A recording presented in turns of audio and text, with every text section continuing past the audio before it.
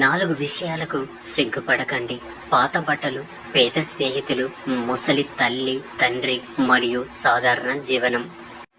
తెలివితేటలు ఉన్నాయని ఇతరులను మోసం చేయడానికి ఎప్పుడు ప్రయత్నించకండి. ఎందుకంటే దేవుడు అందరికంటే తెలివైనవాడు. ఖచ్చితంగా నీకు బుద్ధి వచ్చేలా గుణపాఠం చెప్తాడు. ఎవరిని తక్కువగా చూడకండి. ఎందుకంటే 5 రూపాయల పెన్ను కూడా 5 కోట్ల రూపాయల చెక్కు రాస్తుంది. జీవితం కూడా అంతే. ఎవరి విలువ వారిదే. ఎంత చదువుకున్నాం అన్నది ముఖ్యం కాదు, ఆ చదువుకు తగ్గట్టు ఎంత సంస్కారం నేర్చుకున్నాం అనేది ముఖ్యం. జీవితం బాగుండాలంటే పేరులు అక్షరాలు మార్చుకోమని, అంకెలు మార్చుకోమని, ఇల్లు మార్చమని, ఇలవేలుపుని మార్చమని చెబుతారు. కానీ బుద్ధి మార్చుకోమని ఎవరు చెప్పరు. ఓపిక చాలా విలువైనది. అది ఎంత ఉంటే జీవితంలో అంత నేర్చుకుంటావు. వయసు పెరుగుతుంటే జ్ఞానం పెరగాలే, కానీ చులకనగా చేసి మాట్లాడే రూపం మాత్రం కాకూడదు. కాలం మారుతుందో లేదో తెలియదు, కానీ మనుషులు మాత్రం ఖచ్చితంగా మారుతున్నారు. ఎదురుగా ఉన్నప్పుడు ఒకలా, లేనప్పుడు ఇంకోలా ఉంటారు.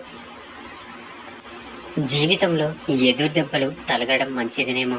కాలికి దెబ్బ తగిలితే వెళ్లే దారిలో ఎలా నడవాలని తెలుస్తుంది. అది మనసుకు తగిలితే ఎటువంటి వారితో ఎలా ఉండాలనో నేర్పిస్తుంది. కోపంలో వచ్చిన మాటను పట్టుకుంటే మనసు విరిగిపోతుంది. అదే ఆ కోపం వెనుక ఉన్న ఆ బాధను తెలుసుకుంటే ఆ బంధం నిలబడుతుంది. ఏ బంధంలో అయినా ఒక అడుగు మనం, ఒక అడుగు వాళ్ళు వేస్తేనే దగ్గరవుతాం. కానీ అన్ని అడుగులు మనమే వేస్తే చులకన అవుతాం. కొందరికి మనం చెప్పే సమాధానం కన్నా కాలం చెప్పే సమాధానం కరెక్ట్ గా ఉంటుంది. ఓపిక పట్టి చూడు, ఓపిక చాలా విలువైంది. చెట్టుకి డబ్బుకి మాటలు వస్తే ఆ రెండు చెప్పే మాట ఒకటే. ఈరోజు నన్ను కాపాడుకో, రేపు నిన్ను కాపాడుతా.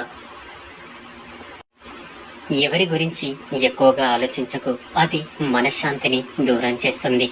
ఏమి జరిగినా దైవ నిర్ణయమని భావించు, మనసు ప్రశాంతంగా ఉంటుంది. గడిచిన కాలం చాలా బాగుంటుంది, ఎందుకంటే మళ్ళీ తిరిగి రాదు కాబట్టి. రాబోయే కాలం అందంగా ఉంటుంది, నచ్చినట్లు ఊహించుకుంటాం కాబట్టి. ప్రస్తుతం కష్టంగా ఉంటుంది, ఎందుకంటే అనుభవిస్తున్నాం కాబట్టి. అందరి గురించి ఆలోచించే వాళ్ళే ఎక్కువగా బాధపడతారు. ఎవరు ఎలా పోతే మనకెందుకులే అనుకునేవారు హుందాగా, దర్జాగా ఉంటారు. తప్పు లేని చోట తల వంచకు, నమ్మకం లేని చోట వాదించకు. మంచి మనసున్న వారికి భగవంతుడు 1000 కష్టాలు కల్పించిన అంతకు రెట్టింపు సంతోషాలను అనుగ్రహిస్తాడు. కోట్లు కూడబెట్టి కడుపు నిండా తినలేని వారి కంటే కష్టాన్ని నమ్ముకొని కడుపు నిండా తినేవారే ఎంతో అదృష్టవంతులు. మన శరీరంలో ఎక్కువ భాగం నీరే ఉంటుంది, కానీ ఏదైనా గాయమైతే మాత్రం రక్తమే బయటికి వస్తుంది. గుండె నిండా రక్తం ఉంటుంది, కానీ మనసు గాయపడితే మాత్రం కన్నీళ్లు బయటికి వస్తాయి. మనం ఎంత తెల్లగా ఉన్నా నీడ మాత్రం నల్లగానే ఉంటుంది. రంగులతో కాదు జీవితం, మంచి మనసుతో ఉండాలి. జీవితం ఏది మనకు నేర్పదు. మనకు ఎదురయ్యే మనుషుల వల్ల, ప్రవర్తన, వీటి నుండే మనం నేర్చుకోవాలి. జ్ఞానంతో చెప్పేవాడి మాటలు వినకపోయినా పర్వాలేదు, కానీ అనుభవంతో చెప్పేవాడి మాటలు ఖచ్చితంగా వినాలి. ఇంట్లో ఖర్చు విలువ తెలియకుండా భార్యని, కష్టం విలువ తెలియకుండా కొడుకుని, బంధాల విలువ తెలియకుండా కూతుర్ని ఎంత పెంచినా దండగే. నువ్వు నడిచే దారిలో అడ్డు వస్తే ఆపాల్సింది ప్రయాణం కాదు, నడిచే పద్ధతి. అలాగే చేసే పనిలో ఆటంకం వస్తే ఆపాల్సింది పని కాదు, ప్రయత్నించే విధానం. ఏడ్చే కన్నును ఇచ్చిన దేవుడే దానిని తుడిచే వేలును కూడా నీకే ఇచ్చాడు. కనుక కన్నుతో ఏడ్చిన ప్రతిసారి తుడిచే వేలు నీకు ఉందని మర్చిపోకు. తుడుచుకోకుండా అలాగే కుంగిపోకు. ఓదార్చే వారి కోసం ఎదురు చూడకు.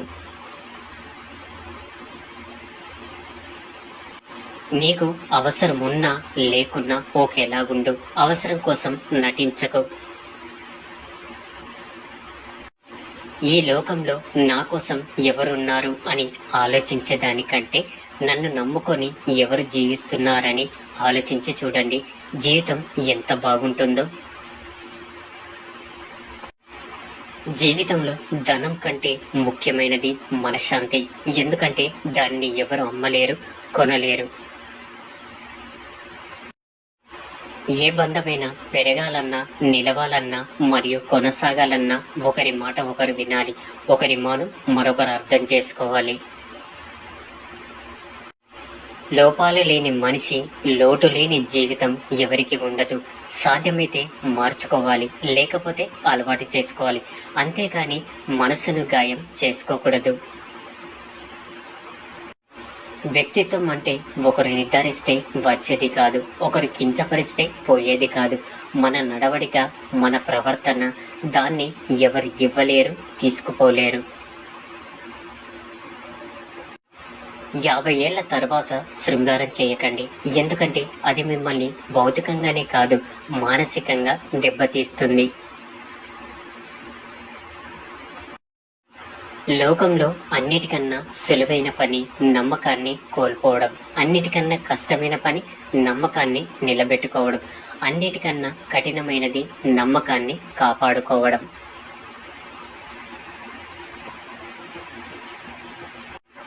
పుస్తకాన్ని చదివి జ్ఞానం సంపాదించుకో, కానీ మనసులను చదవటం మాత్రం మర్చిపోకు.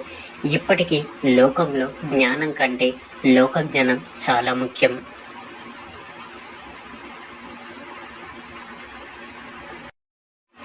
తనకు తాను గురువు అయిన వ్యక్తి జగద్గురువు అవుతాడు. స్వీయ జ్ఞానం లేకుండా వేరొకరి నుంచి జ్ఞానాన్ని ఆశించడం అంటే చీకటి నుంచి చీకటిలోకి ప్రయాణించడమే. అద్దంలో మనల్ని మనం చూసుకున్నంతగా మానసికంగా మనల్ని మనం దర్శించుకోవాలి.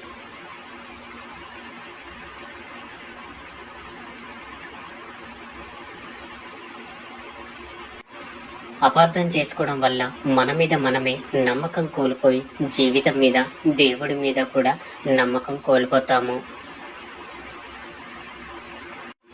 సరైన నిర్ణయం తీసుకోకపోతే సమస్యలు ఉద్భవిస్తాయి. నీ నిర్ణయమే సమస్య అవుతుంది. నువ్వు ప్రేమించిన దానిని నువ్వు ధ్వంసం చెయ్యడం చాలా తేలిక.